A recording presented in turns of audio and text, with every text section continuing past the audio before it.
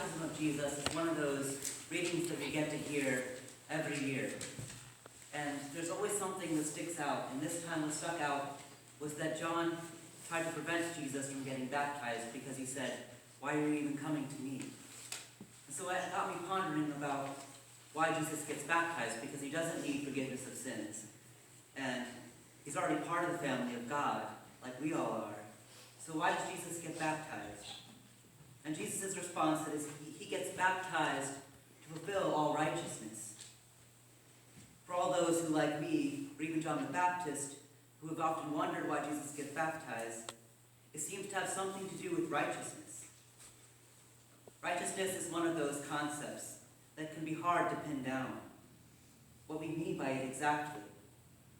In Hebrew, it was understood as staying on the right path, not necessarily in a pious way, as we often think of it. It was more connected to their need for community and one another, and staying on the path as a nomadic people meant safety, and it meant community, and it meant not being lost and wandering aimlessly and possibly dying of thirst or hunger. It was a necessity, and it was a matter of survival. So when the Old Testament reading talks about being called in righteousness, when Jesus talks about being baptized in order to fulfill righteousness, it's about each of us following the path that we're on with God and with our community. I was recently told by my boss, when talking about how to keep striving for future plans, to stay on the bus because the view keeps changing. That resonated with me when it comes to our walk with God.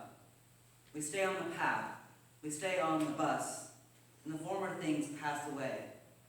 The view changes because we change, not because there's necessarily anything wrong with our past self. We stay on the path, not because if we stray we become fallen. No, it's not like that. It's that on the path we find joy and peace, and we find our very selves. Becoming holy, or to use another big fancy word, sanctification, is twofold.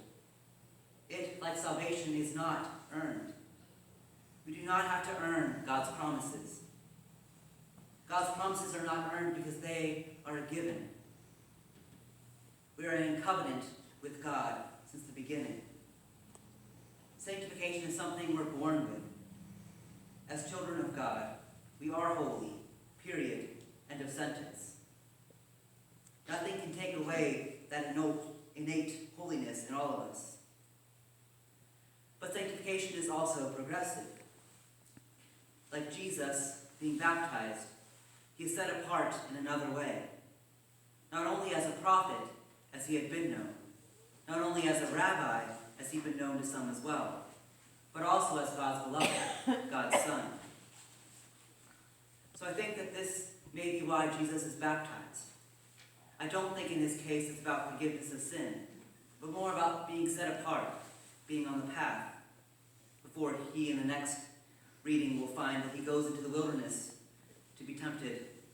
And so I think this is part of that journey, that inauguration of his ministry.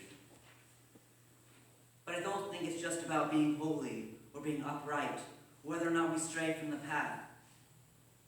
Because honestly, we probably all will at some point, if you haven't already. I know I have. I think it's also about being created anew. When Jesus rises from the water, just as we are when we are baptized, like in the chaos of creation, he is created anew.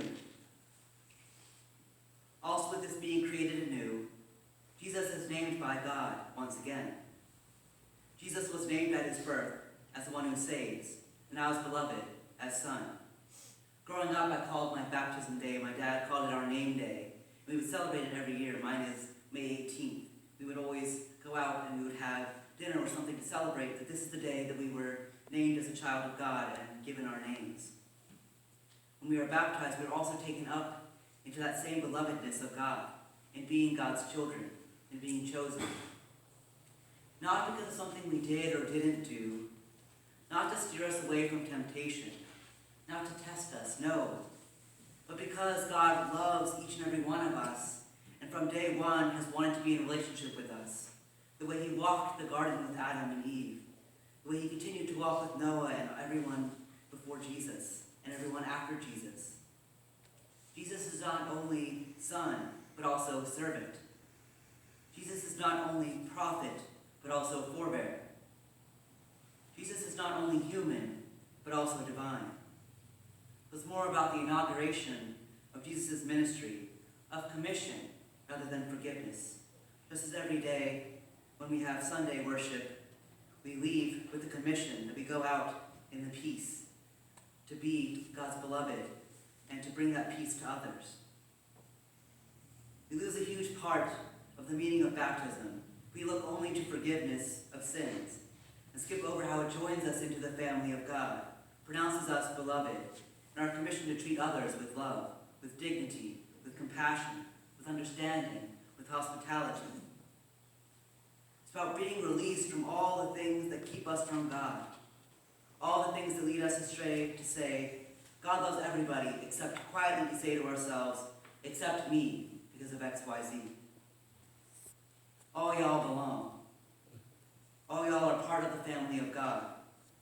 All y'all are commissioned to bear witness to this message of love and acceptance in your lives. Jesus' baptism points to him as the Messiah whom the people had been waiting for when God said, "This is my son, the beloved."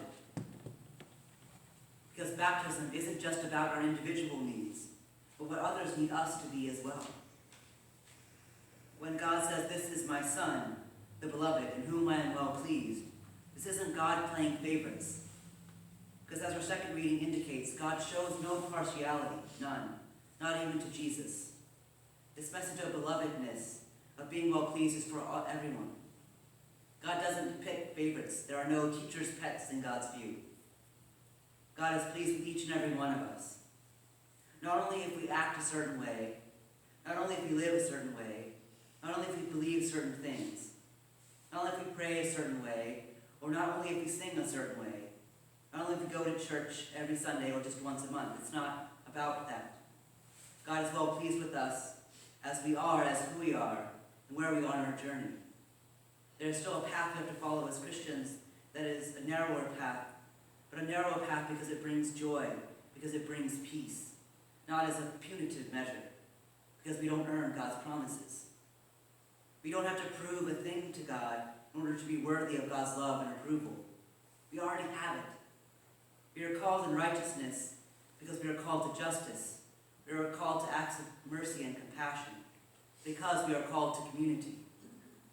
Because when we go astray, when we wander, when we get lost, we can often shut God out. So God pursues us like a dog following its human. God continues reaching out to us, seeking us in the wilderness of our hearts. Remember this when in times of distress and in times of sorrow. Remember this in the good times and in the times of grief. Remember this, my dear ones, you are beloved. God is pleased with you. Continue on the path. You're doing it right. You're doing it well. You are holy. You belong. You are enough. Just as you are loved and beloved. Amen. Amen.